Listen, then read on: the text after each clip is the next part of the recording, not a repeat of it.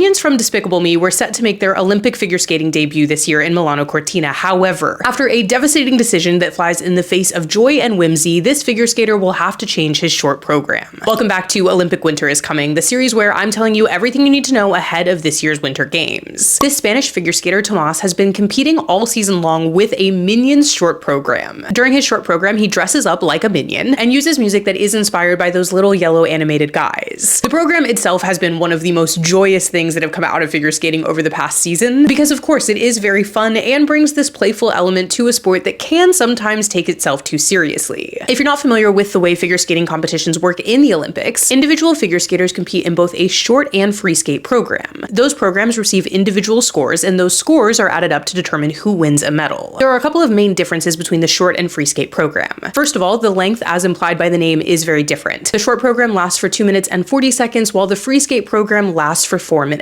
In the short program, which is the choreography we're talking about now, skaters must complete a total of 7 elements. Now, those elements can be done in any order, but they do all have to be completed. The short program can be seen as the more technical side of the competition, whereas the free skate, as implied by the name, allows skaters to have a little bit more freedom. However, for both of these programs, skaters are allowed to choose their own music, and music can include lyrics, but that music does have to be cleared prior to competition. And that's where the issue with this Minion short program has seemed to come in. On Friday, less than a week before this year's opening ceremonies for the Winter Olympics, Tomas was told he wouldn't be able to use this Minions music due to a copyright issue. Now, the weird thing about this is that he submitted this music months ago, back in August. And not only that, but he has been competing with this music and this short program for the duration of the season. This is the first time he's been informed of a copyright issue and the fact that he wouldn't be able to use the music. And it comes, as he said, just moments before the biggest figure skating competition of his life. This obviously doesn't keep him from competing in the Olympics, but it does require him to change his short program with very, very little warning. And while the men's individual side of this competition is stacked, and the gold medal for all intents and purposes is most likely going to Ilya Malinin, the self-proclaimed quad god who is doing things that nobody else can do, and genuinely comes out of these competitions with point berths that we've never seen the likes of before. It almost makes it even more upsetting that we're not even allowing everybody to have a good time. Figure skating, to me, especially at the Olympics, is this perfect blend of an art form and high levels of athletic prowess. And a lot of times that can be done in a way that comes off a little bit too seriously. But in recent years, we've started to see a lot of figure skaters bring a lot of their personality into the sport. And I think that this Minions routine has been something that has been so fun to watch, and it sucks that we're not going to get to see it on the Olympic stage. And it feels a bit unfair for this decision to have been made so close to the Olympics. But instead of stealing the moon, it feels like we're going to steal joy. And it feels like a real missed opportunity for a little bit of fun in a very serious sport. For more stories like this and coverage of the entirety of the Winter Games, be sure to follow along for the rest of Olympic Winter is Coming.